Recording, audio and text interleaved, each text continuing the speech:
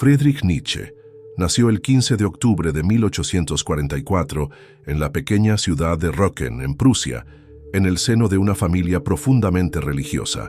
Su padre, Karl Ludwig Nietzsche, era un pastor luterano, y su madre, Franziska Nietzsche, era una mujer devota, marcada por una fe inquebrantable. Friedrich, el primogénito, creció en un hogar impregnado de valores cristianos, pero su infancia estuvo marcada por la tragedia. A los 5 años, perdió a su padre debido a una enfermedad cerebral y apenas un año después sufrió la muerte de su hermano menor. Estas pérdidas dejaron una huella indeleble en su vida y, de algún modo, sembraron la semilla de su cuestionamiento sobre la existencia, el destino y el sufrimiento humano. Tras estas tragedias, Nietzsche, su madre y su hermana se mudaron a Pinbois, la casa de su abuela materna en Naumburg, donde el joven Friedrich creció rodeado de una fuerte presencia femenina. Desde pequeño, mostró una inteligencia excepcional y una sensibilidad poco común, destacando en sus estudios. Primero asistió a una escuela local, pero su talento lo llevó a ingresar en el prestigioso Instituto de Pforta, el internado protestante más renombrado de Alemania. Allí recibió una educación rigurosa basada en el estudio de las lenguas clásicas, como el griego, el latín y el hebreo, además del francés. Esta formación no solo moldeó su capacidad analítica, sino que también le permitió acceder a los grandes textos filosóficos y literarios que luego influirían en su pensamiento. Durante su estancia en Pforta, Nietzsche se destacó no solo en el ámbito académico, sino también en el artístico. Su fascinación por la música lo llevó a fundar un club dedicado al análisis musical y la literatura, donde exploró obras de compositores como Beethoven y Wagner, con quien más tarde entablaría una intensa relación de amistad y admiración. La música, para Nietzsche, no era un mero entretenimiento, sino un vehículo de expresión profunda, una forma de arte capaz de revelar verdades más allá de las palabras. En 1864, ingresó en la Universidad de Bonn para estudiar teología y filología clásica, con la intención inicial de seguir los pasos de su padre y convertirse en pastor. Sin embargo, su contacto con nuevas ideas y su inquietud intelectual lo llevaron rápidamente a cuestionar su fe. Tras solo un semestre, abandonó los estudios teológicos y se trasladó a la Universidad de Leipzig, donde comenzó a forjar su verdadera identidad filosófica. En Leipzig, conoció al renombrado filólogo Friedrich Wilhelm Ritschl, quien se convirtió en su mentor y guió su formación académica. Fue en este periodo cuando Nietzsche descubrió la obra de Arthur Schopenhauer, cuya visión pesimista del mundo lo impactó profundamente. También se vio influenciado por Ludwig Feuerbach y su obra La esencia del cristianismo, donde se afirmaba que Dios no había creado al hombre, sino que era el hombre quien había creado a Dios. Estas ideas resonaron con Nietzsche y marcaron el inicio de su ruptura definitiva con la religión. Su búsqueda de conocimiento se vio interrumpida en 1870, cuando decidió alistarse como voluntario en la Guerra Franco-Prusiana. Su desempeño fue notable, y sus superiores incluso lo consideraron para un ascenso a capitán. Sin embargo, su carrera militar se vio abruptamente frustrada cuando sufrió una grave lesión en el pecho al caer de su caballo. Este episodio, aunque breve, reforzó en Nietzsche una noción que lo acompañaría toda su vida: la lucha constante contra el sufrimiento y la fragilidad del cuerpo humano. A pesar de su corta experiencia en la guerra, Nietzsche quedó profundamente afectado por la brutalidad del conflicto y por la sensación de vulnerabilidad que experimentó. Su paso por el ejército no solo deterioró su ya frágil salud, sino que también lo llevó a reflexionar sobre la naturaleza de la violencia, el poder y la condición humana.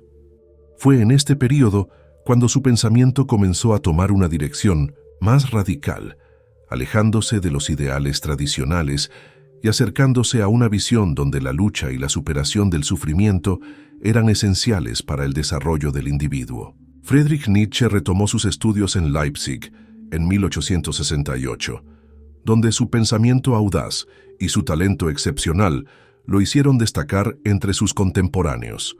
Fue en esta ciudad donde conoció al célebre compositor Richard Wagner, con quien entabló una amistad profunda, basada en una admiración mutua por el arte, la música y la filosofía. Wagner, ya un gigante en la escena musical alemana, vio en Nietzsche una mente brillante, capaz de entender y expandir sus ideas más allá de la música.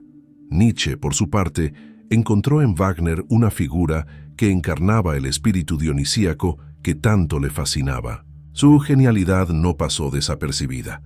Con apenas 24 años, fue nombrado profesor de filología clásica en la Universidad de Basilea, Suiza, convirtiéndose en el académico más joven en ocupar tal cargo. Curiosamente, aún no había completado su doctorado en Alemania, pero la recomendación efusiva de su maestro, Friedrich Wilhelm Ritschl, convenció a la Universidad de Basilea de que Nietzsche poseía un intelecto fuera de lo común. Su talento era tan evidente que la Universidad de Leipzig, sin necesidad de evaluar una tesis formal, le otorgó el título de doctor permitiéndole asumir su puesto en Basilea. En menos de un año, su impacto en la institución fue tan significativo que recibió un ascenso a profesor ordinario permanente. Los primeros años en Basilea fueron fructíferos, tanto en lo académico como en lo personal. Nietzsche fortaleció su relación con Wagner y visitaba con frecuencia su hogar en Tribschen, donde se sumergía en discusiones apasionadas sobre música, filosofía y cultura. Sin embargo, su carrera y su salud pronto tomarían un giro inesperado. Durante la Guerra Franco-Prusiana, Nietzsche se ofreció como voluntario por segunda vez, pero esta decisión tuvo consecuencias devastadoras para su bienestar físico. Contrajo difteria y disentería, y existen especulaciones de que también haya contraído sífilis tras visitar un burdel. Regresó de la guerra gravemente debilitado.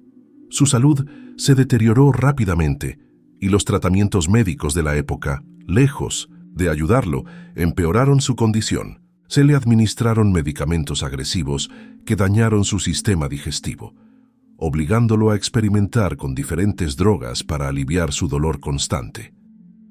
Pronto se volvió dependiente de sedantes como el hidrato de cloral, una sustancia que en dosis inadecuadas provocaba alucinaciones, vómitos, confusión y problemas respiratorios. Nietzsche, desesperado por encontrar alivio, enfrentó un dilema cruel. Los remedios que tomaba para mitigar su sufrimiento solo agravaban su estado. En diciembre de 1875, escribió una carta a su amigo Erwin Rohde, en la que describía con brutal honestidad el infierno que vivía a diario. Cada 2 o 3 semanas, paso alrededor de 36 horas en la cama, en verdadero tormento. Este invierno es el peor que he vivido. Es tan difícil atravesar el día que la noche no trae ningún consuelo. Ya no hay placer en la vida, y me sorprende lo difícil que es simplemente existir. Su deterioro físico se reflejaba en su vida social e intelectual. Muchos de sus colegas filólogos lo rechazaban por su enfoque poco convencional, mientras que su relación con Wagner comenzó a fracturarse. Nietzsche no solo se distanció de la creciente influencia cristiana en las composiciones del músico, sino que también se desilusionó con su nacionalismo exacerbado y su antisemitismo. Cada vez más aislado y afectado por sus problemas de salud, Nietzsche decidió renunciar a su puesto en la Universidad de Basilea. Así comenzó una nueva etapa en su vida, la de un pensador errante, en busca de climas que le permitieran sobrellevar su fragilidad física. Se convirtió en un filósofo independiente, dedicado exclusivamente a su escritura y a la exploración de sus ideas más revolucionarias. A lo largo de su vida, Friedrich Nietzsche escribió algunas de las obras más influyentes y provocadoras de la historia de la filosofía. Entre ellas, Humano, Demasiado humano, abordó un amplio espectro de temas, desde la metafísica hasta la religión, marcando el inicio de una nueva etapa en su pensamiento, más crítico y desencantado con las ilusiones metafísicas. En La genealogía de la moral, publicada en 1887, Nietzsche llevó su crítica a otro nivel, investigando cómo los conceptos de moralidad habían evolucionado a lo largo del tiempo, especialmente aquellos vinculados al cristianismo y al judaísmo. Analizó el resentimiento que dio origen a la moral de los esclavos, el castigo como mecanismo de control y la forma en que la sociedad impuso valores que sofocaban la vitalidad humana. Otra de sus obras fundamentales, El ocaso de los ídolos, consistió en una feroz crítica a la cultura alemana de su época, a la que veía como decadente, carente de sofisticación y atrapada en un nihilismo que negaba la vida. A través de 12 secciones, Nietzsche desmanteló creencias arraigadas y sentó las bases de su llamado a la revalorización de los valores. Sin embargo, fue en El Anticristo, escrito en 1888 pero publicado en 1895, donde su crítica alcanzó su máxima intensidad. En este libro, Nietzsche atacó la modernidad y su tendencia a la resignación y la pasividad, rechazando la paz impuesta y la moral cristiana, a la que consideraba un sistema artificial de dominación. Para él, el cristianismo no era solo una religión, sino una construcción moral que sofocaba el potencial humano. Mientras su pensamiento alcanzaba nuevas alturas, su salud y estabilidad mental comenzaron a desmoronarse. En 1881, 8 años antes de su colapso definitivo, Nietzsche escribió a un amigo una frase inquietante. A veces tengo la premonición de que estoy viviendo una vida demasiado peligrosa, pues soy como una de esas máquinas que pueden explotar en cualquier momento. Ya en efecto, en 1888, mientras se alojaba en Turín como huésped de una familia prominente, su comportamiento tomó un rumbo fatal. A finales de noviembre, comenzó a experimentar episodios de euforia incontrolable. Caminando por las calles de Turín, describió una sensación de felicidad tan intensa que le resultaba difícil contener las expresiones de su rostro. En sus cartas, dejó de firmar como Friedrich Nietzsche y adoptó nombres como Dionisio, Nietzsche César e incluso el Crucificado. Su estado empeoró con rapidez. Durante los días entre Navidad y Año Nuevo, sus anfitriones relataron que Nietzsche pasó 3 días y noches encerrado en su habitación, completamente desnudo, tocando el piano, cantando y bailando frenéticamente, como si estuviera reviviendo un antiguo festival dionisíaco en plena soledad. El 3 de enero de 1889, su colapso mental alcanzó su punto máximo. Nietzsche fue visto en la Piazza Carlo Alberto, donde un cochero maltrataba a su caballo. Incapaz de soportar la escena, el filósofo corrió hacia el animal, lo abrazó con fuerza y rompió en llanto antes de desplomarse en el suelo. Este episodio ha sido interpretado como el umbral definitivo de su entrada en la locura. Fue internado en un sanatorio en Jena, donde alternaba entre momentos de lucidez y episodios de delirio. El 7 de enero, su amigo Franz Overbeck viajó a Turín para llevárselo. Lo encontró completamente transformado. Él estaba enteramente en su mundo perturbado, del cual, en mi presencia, nunca más emergió. A veces, Nietzsche susurraba frases de una claridad asombrosa. Otras, golpeaba el piano y gritaba frases incoherentes, proclamándose el sucesor de Dios. Por años, Elisabeth manipuló las palabras de su hermano, que también fueron apropiadas por los nazis alemanes. Las ideas del Übermensch, el superhombre, y la voluntad de poder fueron relacionadas con la superioridad racial, un área defendida por el Partido Nacional Socialista alemán. Sus ideas fueron utilizadas para justificar el totalitarismo y el militarismo del régimen de Adolf Hitler, quien ascendió al poder a través de elecciones, pero terminó ejerciéndolo de forma absoluta y brutal para Alemania y el resto de Europa. Estas manipulaciones llevaron a que Nietzsche fuera considerado racista, nacionalista y supremacista alemán, a pesar de que sus obras están cargadas de un claro rechazo al nacionalismo y de una fuerte crítica a la identidad alemana. La imagen de Nietzsche comenzó a corregirse medio siglo después, cuando su obra empezó a recibir mayor apreciación. El filósofo Bertrand Russell hizo una tímida defensa de Nietzsche en 1946. En su obra Historia de la Filosofía Occidental, Russell aclaró que Nietzsche no muestra signos de ser racista ni nacionalista en sus textos. Sin embargo, hizo una interpretación drástica de la ética nietzscheana, señalando que los vencedores de la guerra y sus descendientes suelen ser biológicamente superiores a los conquistados y que, por lo tanto, es deseable que sean ellos quienes mantengan el poder. Esta idea contribuyó a la mala reputación de Nietzsche entre una generación de lectores ingleses, asociada a una frase lapidaria de Russell: «No me gusta Nietzsche porque aprecia la contemplación del dolor, porque los hombres que más admira son conquistadores cuya gloria está en su inteligencia para causar la muerte de otros hombres». Tomó más de 20 años después de la obra de Russell para reconstruir y resignificar el legado de Nietzsche en el mundo occidental. Aunque sus obras no fueron bien recibidas por muchos lectores durante su vida, hoy sus libros son ampliamente conocidos y respetados. Es considerado el heredero intelectual de William Blake y una fuerte influencia para numerosos pensadores, artistas, filósofos, escritores, poetas y compositores, incluyendo a Rainer Maria Rilke, Jack London, Thomas Mann, Hermann Hesse, Max Horkheimer, Theodor Adorno, Jean-Paul Sartre, Albert Camus, Ayn Rand, Michel Foucault y Carl Jung. Sus frases más célebres, más de 120 años después de su muerte, siguen siendo repetidas y destacadas hoy en día. Algunas de las más conocidas y simbólicas de su obra incluyen: «No puedo creer en un Dios que quiere ser alabado todo el tiempo. Dios ha muerto. El mundo real es mucho más pequeño que el mundo de la imaginación. Toda convicción es una prisión. El individuo siempre ha luchado por no ser absorbido por la tribu, pero ningún precio es demasiado alto por el privilegio de ser uno mismo. Toda persona temerosa no sabe lo que es estar sola.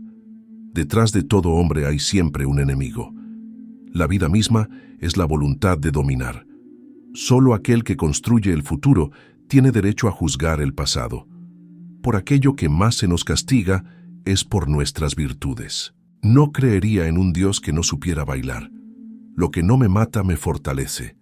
Odio las almas estrechas, sin bálsamos ni venenos, hechas sin nada bueno, ni malo». Aunque tomó décadas, la reputación de Nietzsche fue restaurada y sus contribuciones fueron reconocidas en todo el mundo. Su historia de vida es inspiradora, admirable y al mismo tiempo dolorosa, considerando la difícil manera en que terminó. El legado de Friedrich Nietzsche sigue acompañándonos. Sus obras continúan siendo una referencia obligatoria en la filosofía occidental, influyendo e inspirando a innumerables pensadores, artistas y filósofos contemporáneos. Pero al final, ¿Nietzsche realmente enloqueció? Nietzsche era un aventurero dispuesto a soportar los riesgos que acompañan un descenso a las profundidades de la mente, y sus exploraciones dieron lugar a descubrimientos notables. Sigmund Freud llegó a decir que Nietzsche desarrolló un conocimiento más profundo de sí mismo que cualquier otro hombre que haya vivido o que probablemente vivirá. Durante muchos años, se atribuyó su prolongado deterioro a una parálisis atípica causada por sífilis. Otra hipótesis señala una degeneración de los vasos sanguíneos en el cerebro o un tumor en las meninges. A principios del siglo XX, el etnólogo alemán Erich Podasch envió los registros médicos de Nietzsche a un grupo de médicos eminentes y tras recibir el diagnóstico concluyó: «No hay evidencia de tal infección sifilítica.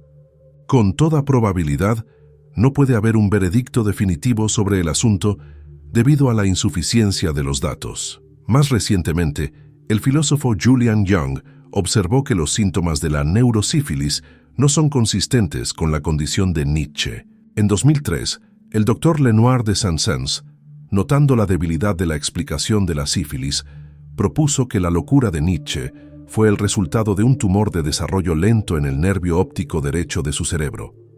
Aunque plausible, Jung nuevamente señala algunas debilidades en la explicación del tumor, específicamente la falta de evidencia en las muchas fotos de Nietzsche que muestren cualquier hinchazón o alteraciones en el tamaño o la forma de su ojo y pupila. Así concluye: «Parece entonces que el diagnóstico de tumor cerebral de Sachs no tiene mayor probabilidad de ser cierto que la historia de la sífilis. Debido a la posibilidad teórica de exhumar el cuerpo de Nietzsche y realizar una autopsia, el uso de la más reciente tecnología médica nunca se llevará a cabo. Nunca sabremos con certeza si su condición mental fue causada por una patología física subyacente. Sin embargo, la conclusión más plausible parece ser que la locura de Nietzsche fue, en realidad, una condición puramente psicológica. Si la locura de Nietzsche tuvo un origen psicogénico, la línea de investigación más obvia a seguir es la posibilidad de que él mismo se haya perdido en sus exploraciones del inconsciente. Pero antes de seguir esta línea de pensamiento, debemos responder a la pregunta: si Nietzsche era consciente de que sus exploraciones en las profundidades podían terminar en locura, ¿por qué tomó la decisión de seguir adelante? Para encontrar una respuesta, podemos recurrir a un pasaje de su libro La Gaia Ciencia. El dolor largo y lento que toma su tiempo, en el que estamos, por así decirlo, quemados con leña verde humeante, nos obliga a descender hasta nuestras profundidades más recónditas. Nietzsche sufrió un gran dolor, y ese sufrimiento lo impulsó a sumergirse en lo más profundo de su mente. El descenso que realizó, en otras palabras, no fue una elección, fue una necesidad. En todas las edades de mi vida, el sufrimiento monstruoso, ha sido mi destino. Nietzsche, sin embargo, no permitió que su agonía física interfiriera con su escritura. Al contrario, la utilizó como motivación para volverse más prolífico. A medida que su condición empeoraba, se preocupaba cada vez más por la posibilidad de que una muerte prematura le impidiera alcanzar sus objetivos filosóficos. Mi padre murió a los 36 años por una inflamación en el cerebro, y es posible que conmigo sea aún más rápido. Podemos imaginar a Nietzsche sentado en su escritorio, a solas con su musa, soportando heroicamente graves crisis de náuseas y vómitos, feroces migrañas, ceguera y alucinaciones visuales, mientras pasaba 10 horas seguidas escribiendo sin descanso. Stefan Zweig llegó a afirmar que sus textos eran, sin duda, algunas de las obras filosóficas más profundas de la historia, pero su heroísmo no le valió admiración ni aclamación generalizadas. En cambio, sus libros, sus autoproclamados regalos para la humanidad, fueron recibidos por sus contemporáneos con un silencio mortal o, en el mejor de los casos, con burla. Aunque estoy en mi año 45 y he publicado unos 15 libros, aún no ha habido una sola reseña siquiera moderadamente respetable sobre ninguno de ellos. Ahora la gente se ayuda con palabras como excéntrico, patológico, psiquiátrico. Un año antes de su colapso, escribió en una carta: «Me duele terriblemente que en estos 15 años nadie me haya descubierto, nadie me haya necesitado, nadie me haya amado». Para empeorar la situación, sus intentos de amistad, amor e intimidad fracasaron miserablemente. Qué raramente una voz amiga llega hasta mí. Ahora estoy solo, absurdamente solo, y durante años, ni una palabra de consuelo, ni una gota de sentimiento, ni un soplo de amor. Tuvo un breve romance con Luz Salomé, una filósofa por derecho propio, a quien escribió: «No quiero seguir estando solo y deseo redescubrir cómo ser humano». Sin embargo, ella rechazó fríamente su propuesta de matrimonio y lo dejó sintiéndose aún más solo que antes. Lamentando su creciente aislamiento, Nietzsche escribió las siguientes palabras a Franz Overbeck en 1886. «Han pasado 10 años. Ningún sonido llega ya a mí, como una tierra sin lluvia. Si tan solo pudiera darte una idea de mi sentimiento de aislamiento, ni entre los vivos ni entre los muertos hay alguien con quien sienta algún parentesco». Esto es indescriptiblemente horrible. Su frágil estado físico, su falta de reconocimiento y la terrible soledad que lo atormentaba formaron la gran pena que lo llevó a descender dentro de sí mismo en busca de lo que, en una carta, llamó la piedra filosofal. La piedra filosofal es una sustancia alquímica mítica, con el poder de transformar los metales básicos en oro, pero también es un antiguo símbolo que apunta a un poder escondido en las profundidades del inconsciente, lo que Carl Jung llamó el tesoro difícil de alcanzar. El tesoro difícil de alcanzar es el poder de renacimiento y renovación psicológica, el santo grial de la vida que los seres humanos han buscado y anhelado desde el inicio de los tiempos. Nietzsche descendió a su inconsciente en busca de este raro tesoro psicológico. Necesitaba el poder de transformar su gran dolor en oro, en una nueva gran salud y en una afirmación de la vida. Sabía que para alcanzar ese poder debía enfrentarse a las peligrosas fuerzas del inconsciente, que amenazaban con engullir su mente consciente en su laberinto de profundidades. Este peligro fue expresado simbólicamente en innumerables mitos, a lo largo del tiempo, uno de los cuales es el antiguo mito griego de Teseo, quien descendió al Hades y se quedó rápidamente atrapado en las rocas del inframundo. Este mito sugiere que la mente consciente, al adentrarse en las regiones desconocidas de la psique, puede ser dominada por las fuerzas arcaicas del inconsciente.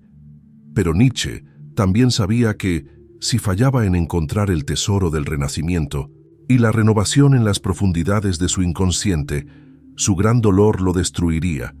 El peligro lo rodeaba por todos lados. Años antes de caer en la locura, escribió una carta a Franz Overbeck. El curioso peligro del verano es, sin rodeos, la insania. Puede ocurrir algo que nunca pensé que fuera posible en mi caso, que me vuelva mentalmente perturbado. Mis impulsos y objetivos se han vuelto totalmente confusos y laberínticos, de modo que ya no sé cómo encontrar la salida. En otra carta a Overbeck, de 1882, explicó: a menos que descubra el truco de los alquimistas para transformar esta basura en oro, estaré perdido. Esta es la sorprendente historia de la vida de Friedrich Nietzsche. ¿Se perdió en su descenso a las profundidades? ¿O en realidad encontró el tesoro difícil de alcanzar y solo fingió locura?